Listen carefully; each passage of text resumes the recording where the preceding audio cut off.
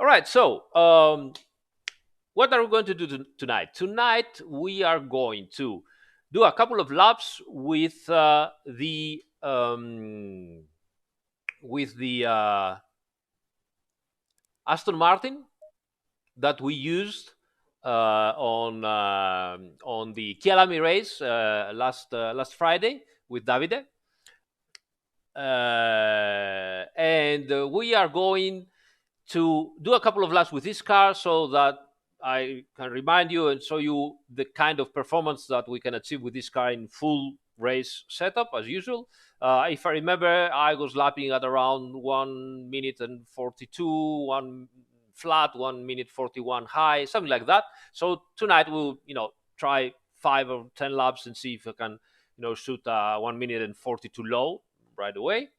And then we won't waste much time. I will just want to tell you some of the characteristics of the car. And then we're going to switch to one car after another. For tonight, I would like to try the Audi GT3 EVO. Let's go and see if you can do a better one.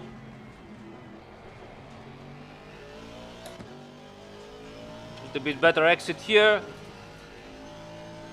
Trying to bring as much speed inside the turn as possible.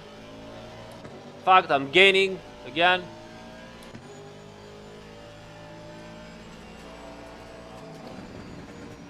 Keep on my feet on the accelerator. Brake deep again. Rotate the car a little bit on the brakes. That wasn't so good. Tiny bit of braking and on the accelerator again. And out.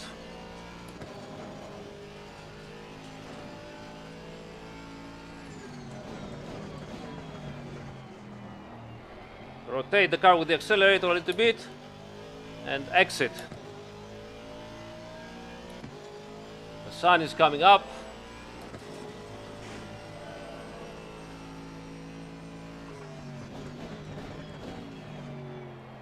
Bring the speed inside the turn and soon on the accelerator as soon as possible. Oof, oof, oof. Such a tricky turn here.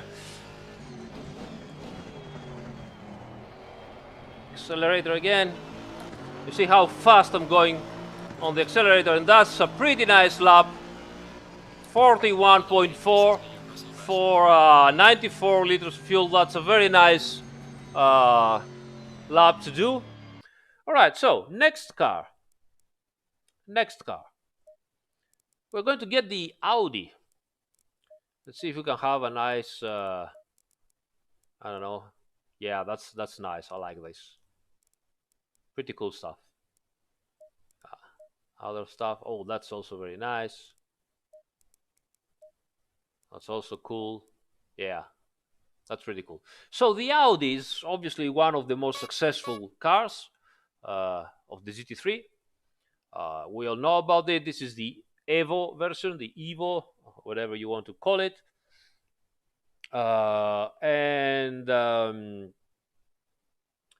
What to tell about the Audi? Well, first of all, it has one of the most efficient and well-designed rear spoilers. I remember the first one actually used the rear wing of the LMP1 car. This new version uses a slightly modified version, but obviously all the experience that they had from the LMP1 Le Mans car, they bring it here. Obviously, the engine is in the middle, so it's pretty much here. It is a big V10 engine, lots of weight, lots of weight in the middle. So it's hammer time. Do you remember the hammer, guys? This is the hammer. So if some people have seen one of my first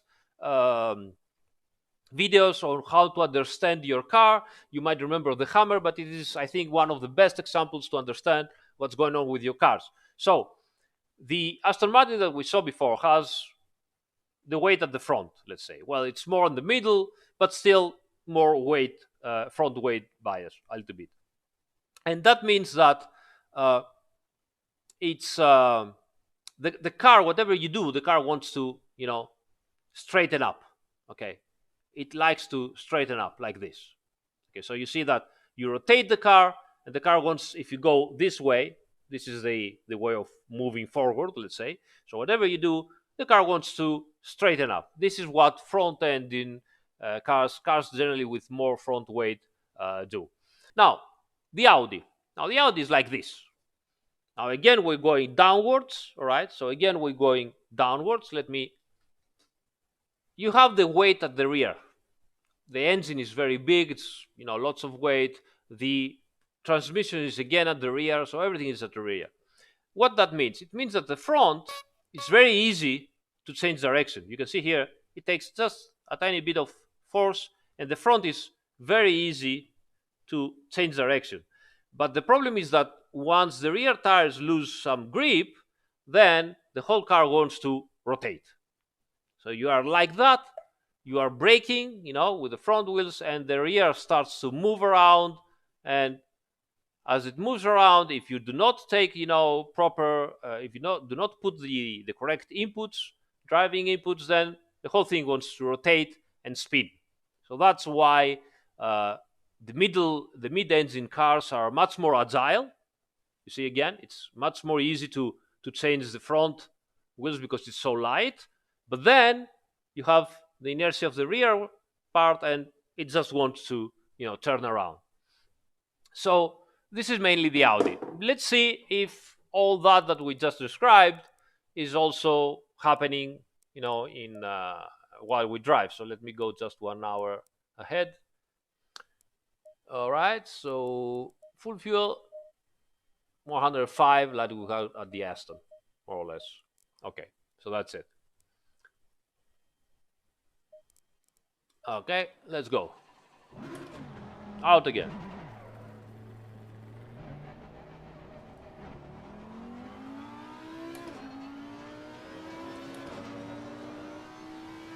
Yeah, full screen, yeah, sure. So, as we said, V10 engine, big engine at the right behind us. We can see already the front end wants to change direction very fast.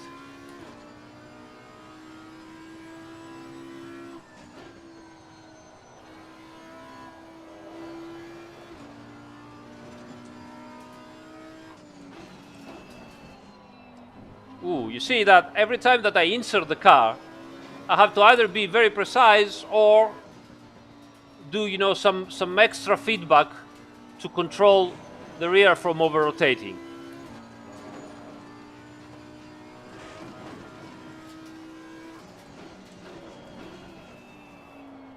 But on the other hand, we have amazing traction outside of the turns.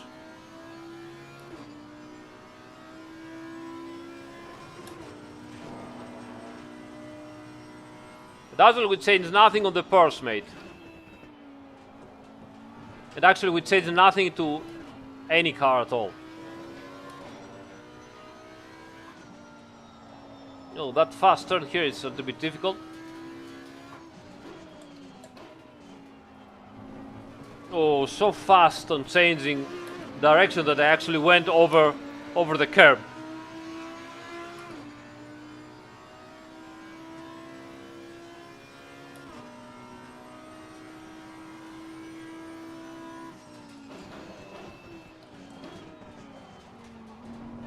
So fast. Now, more weight at the rear also means at the end better brakes, because obviously the rear the rear tires have more weight, so you can use a little bit more braking force at the rear. Oh, that's so fast. At least it feels very fast. I don't know if I'm going fast, but it feels so much more agile. It wants to turn direction so much more, and the reaction to the accelerator pedal is instant, like pump. But I do feel also some understeery I have some slight understeer, not too much, but I have some slight understeer on power exit. If I have good traction at the rear, then my front end washes out a little bit. And of course, at turn in, I can feel the rear end moving around a little bit.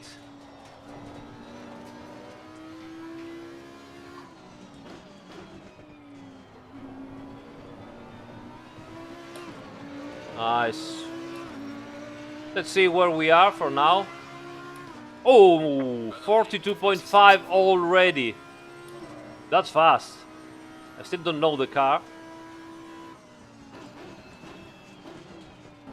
Again, some understeer. Have to be a little bit careful when I apply the accelerator. Here it is, the oversteer at this very difficult downhill turn. I have oversteer.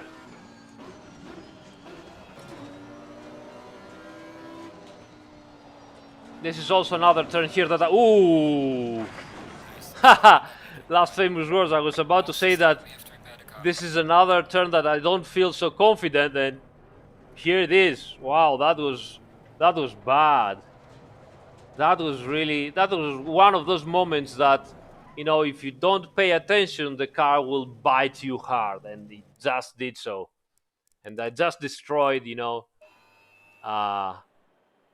an Audi R8 GT3.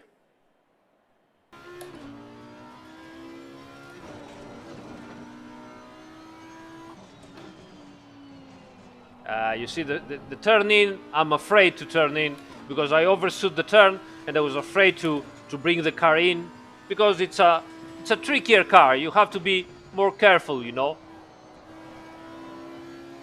cannot trust it 100%. It demands from you proper driving. So I've managed to do 41.9 with the car, full fuel. Let's see if we can do a couple of clicks here and there and possibly improve something.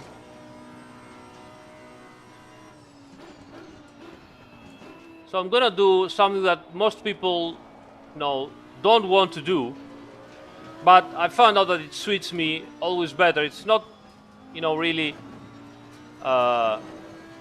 it doesn't really make the car more enjoyable, but for how I drive, I found out that it makes the car better for me in terms of lap times usually. So so the car right now turns a lot. I would like to have a little bit less oversteer going into the turn. I would like to have the car a little bit more stable. Why is that? Because I've found out, especially on laps on tracks like this, that if I can trust the car, because I'm not so good of a driver, I'm not up to a level that I can use a very neutral car. So if I cannot trust the car to attack, to be more aggressive with my inputs, go into accelerator sooner, turning harder, and so on, then I'm losing time trying to control the car from over rotation.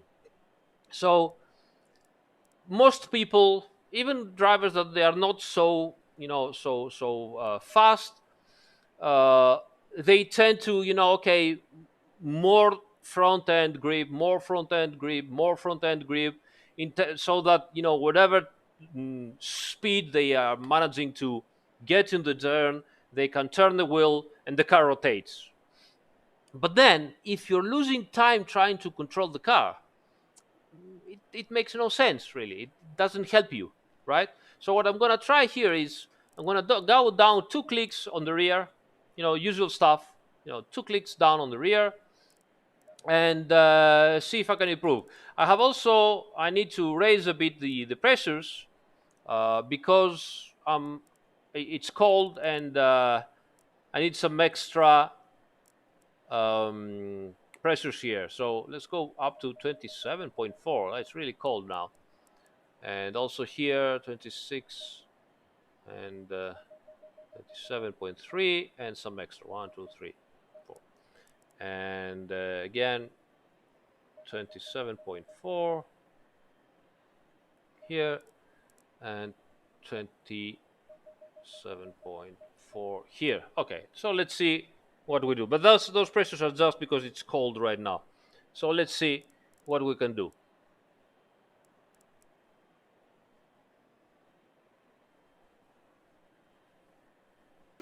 And let's see if the car now is a little bit more easy to control. Of course, I understand that I'm going to have some extra understeer here and there, but for now I can deal with that. So let's see.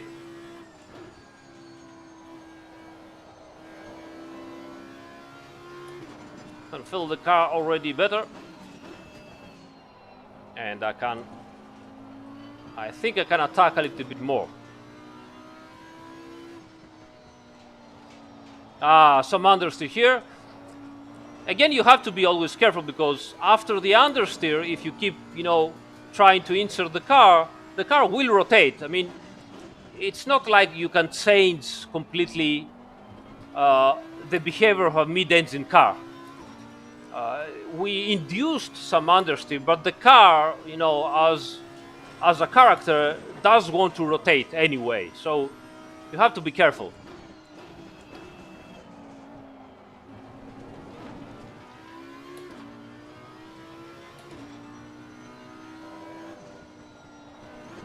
Much better here. I feel more confident.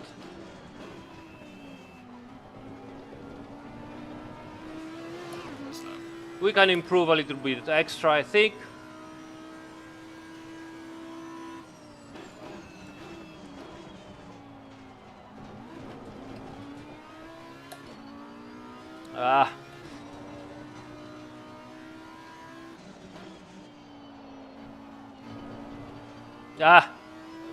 You see, I've over-rotated the car. I'm too used to the Aston right now, and I'm over-rotating.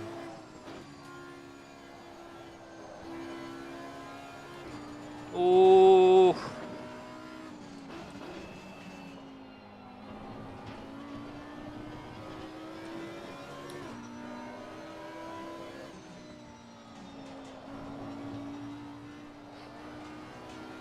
That was much better here. It takes some extra, you have to be more attentive of what you're doing. That is much better here. Yeah, finally. Finally a good turn.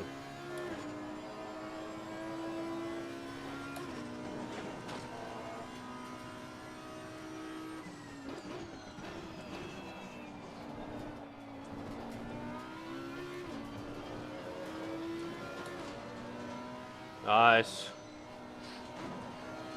A little bit of understeer.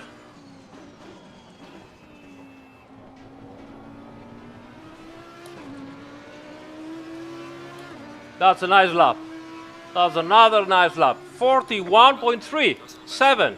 That's a fast car. That's a fast car that shows that it's also a hard car. So the thing is, okay, I can do this lap now, and probably, so let's save the replay here. Save the replay. So I can do this fast lap. Okay, and let's go inside and have a look at it. But the problem is, can I do this lap for, lap after lap after lap for the race? That's going to be much more trickier. So let's go here, for example. So the lap starts. Okay, braking again a little bit before the Aston. So did you notice that I start the braking a little bit before the Aston? Now the car really wants to rotate. Watch my hand here. Okay, so I'm going like this. I can attack now a little bit.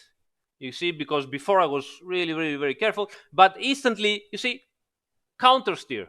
I have to control the car and I have to be fast. It's not something like that, okay, the car goes in. No, I have to be fast. Then acceleration, lots of traction, you gain meters, But you saw how the car wanted to over-rotate. So we go over there, and you can see also the car jumping around a little bit on on the various bumps. So probably we can fix a little bit that with some setup work and some damper work, but we don't have too much time now. Again, going into the turn, and then look at it. So instantly, the car rotates, and I have to control it with the steering if I want to keep my foot down on the accelerator. So this is a hard car. It asks from you much more input. So it's not a car that, okay, I can trust it, stay there, and the car will do everything for me. It's a car that you really have to work with it. And imagine yourself 1 hour, 2 hour stint with this car, constantly changing. And also, tire wear comes in and means that you're gonna slide more. The car will be faster on the straights, and you're gonna slide more. It is a pretty stable car in this very fast turn. I really liked it here. I could, once it was on a stable state, I could go into it and the car would react very nice. That was a surprise for me. I was afraid of this very fast turn. It worked much better. Even over here that I overdid it, I managed to keep the car on my line. Again, hard braking. Look how gentle I have to be going inside the turn. I cannot do as with the Aston that I was, much more aggressive. I have to be gentle going into the turn, and then once I have stopped, I'm over the apex. I have to be careful. You can see lots of little movements just to be sure that I'm keeping the car. And now on the chicane here, because it goes downhill, so all the weight transfer goes at the front and the rear end gets light and goes to overtake. I have to be so much smoother. Look at my inputs again here. You see, smooth on the driving, and then instantly on the accelerator here, not because I want really to go fast, but because I have to save myself. I'm fighting for life, because otherwise if I step off the accelerator, the car will rotate and I will end up to the wall. So I have to go on the accelerator to stabilize the car. And that obviously, if you do it properly, also helps you, because it means that you go on the accelerator sooner. But you have to do it, otherwise you're going to be slower again. All right, so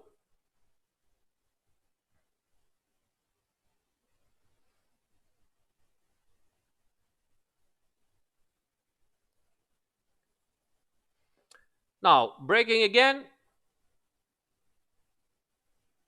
First gear, this time I made it.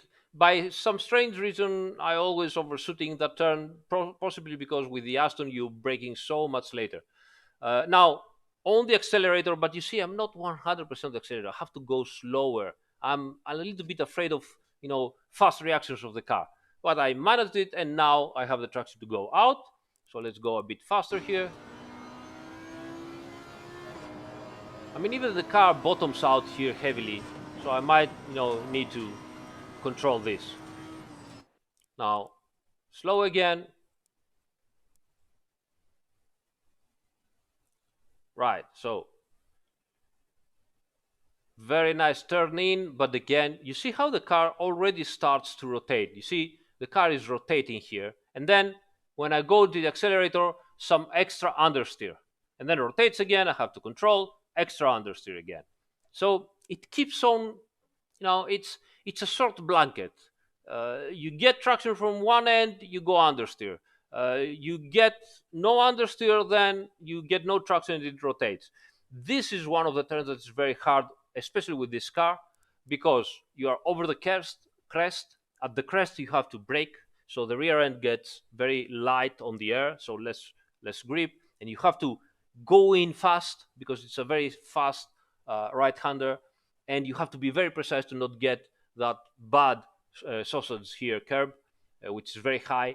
So if you don't do it properly, the car, wants to over rotate, wants to go straight. It's with this car is particularly difficult. So look at that. Again, understeer. Now it starts rotating. I mean, I prefer to have understeer to be more safe, because before that, you remember at the other lap with the other setup that over rotated a bit and I went straight into the wall. Now braking again, first gear, into the turn, go get the apex. car is better here. Now I can go on the accelerator, confident, and there you have it. We have 1.4137, something like that. Pretty cool, pretty cool.